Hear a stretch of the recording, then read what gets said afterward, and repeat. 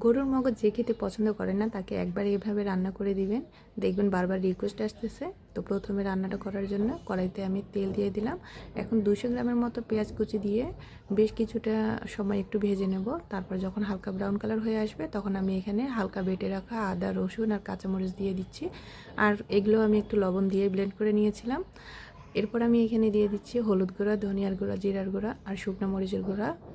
পরিমাণ মতো দেওয়ার পর আমি আরও একটুখানি ভেজে নেব। তারপর আমি এখানে মশলাটা কষানোর জন্য কিছুটা পানি দিয়ে দিচ্ছি। আর মশলাটাকে আমি এখন ভালো করে কষিয়ে নেব। মশলাটা যত ভালো করে কষানো হবে মগজটা কিন্তু খেতে ততটাই মজাদার হবে। এখন আমি আগে থেকে পরিষ্কার করে রাখা মগজটা দিয়ে দিচ্ছি। আর মগজের যে একটা পর্দা থাকে সেই পর্দাটা কিন্তু খুব সুন্দর করে পরিষ্কার করে নিতে হবে। আর এখানে আমি মগজটা দেওয়ার পর কিছুক্ষণ আমি এখানে মশলার সাথে কষিয়ে নিচ্ছি। এখন হাফ টিস্পুনের মতো আমি এখানে দিয়ে দিচ্ছি গরম মশলার গুঁড়ো, দিয়ে ভালো করে মিশিয়ে নিচ্ছি। আর যতটুকু ঝোল রাখতে চান বা ভুনা করতে চান সেই আন্দাজে একটু পানি দিয়ে দিবেন। এতে করে মগজটা আরও ভালো করে সিদ্ধ হবে আর মশলাগুলো খুব সুন্দরভাবে মগজের ভিতর প্রবেশ করবে।